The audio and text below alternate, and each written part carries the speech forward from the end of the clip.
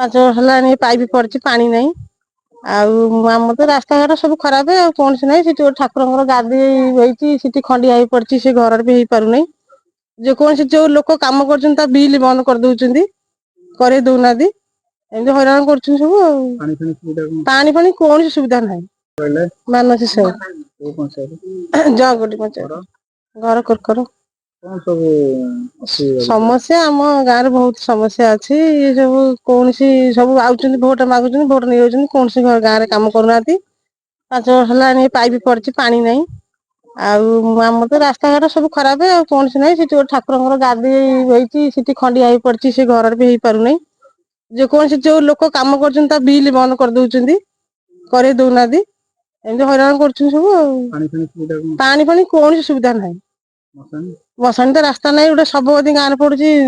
ଜଙ୍ଗଲ ସଫା କରିକି ରାତିରେ ମାନେ ଯିବା ଭାରି କଷ୍ଟ। ସାପ ଜଙ୍ଗଲ ସଫା କରିବାକୁ ପଡୁଛି। ଅଧା ବାଟରେ ବି ସାପ ପଡିକି ଆଉଛନ୍ତି। ବହୁତ ଅସୁବିଧା ଆମ ଗାଁରେ। ଯୋଉ ବିଧାୟକ ପାଉଛନ୍ତି ଆସୁଛନ୍ତି, ଖାଲି କଥା ଦଉଛନ୍ତି, ଯାଉଛନ୍ତି, କୌଣସି କାମ କରିବାର ନାହିଁ। ଆମେ ପ୍ରାର୍ଥୀ ବାଛିଛୁ ଫୁଲ।